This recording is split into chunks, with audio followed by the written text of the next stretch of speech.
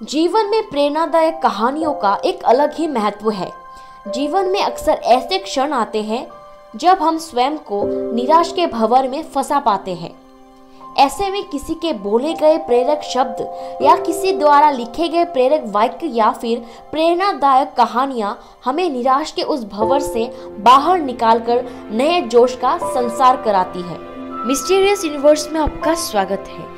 अगर आपने हमारे इस चैनल को अभी तक सब्सक्राइब नहीं किया है तो सब्सक्राइब कर ले और पास वाले इस लाल बटन को भी जरूर प्रेस करें हर रोज इस तरह के नॉलेजेबल और मोटिवेशनल वीडियोस देखने के लिए। एक दिन एक व्यक्ति सर्कस देखने गया। वह जब हाथियों के बाड़े के पास से गुजरा तो एक ऐसा दृश्य देखा कि वो हैरान रह गया। उसने देखा कि कुछ विशालकाय हाथियों को मात्र उनके सामने के पैर में रस्सी बांधकर रखा गया है। उसने सोच रखा था कि हाथियों को अवश्य बड़े पिंजरे में बंद कर रखा जाता होगा या फिर जंजीरों से बांधकर, लेकिन वहां का दृश्य तो बिल्कुल उलट था। उसने महावत से पूछा, भाई, आप लोगों ने इन हाथियों को बस रस्सी के सहारे बांध कर रखा है, वो भी उनके सामने के पैर को। ये तो इस रस्सी को तो बड़े ही आराम से तोड़ सकते हैं। मैं हैरान हूँ कि ये इसे तोड़ क्यों नहीं रहे। तो महावत ने उसे बताया, ये हाथी जब छोटे थे तब से ही हम इसे इतनी ही मोटी रस्सी से बांधते आ रहे हैं। उस समय इन्होंने रस्सी तोड़ने की बहुत कोशिश की, लेकिन ये छोटे थे इसलिए रस्सी को तोड़ पाना इनके समर्थ के बाहर था। वे रस्सी तोड़ नहीं पाए और ये मान लिया कि ये रस्सी इतनी मजबूत है कि वे उसे तोड़ नहीं सकते। आज भी इनकी वही सोच बरकरार है। इन्हें आज भी लगता है कि ये रस्सी तोड़ नहीं पाएंगे, इसलिए ये प्रयास भी नहीं करते।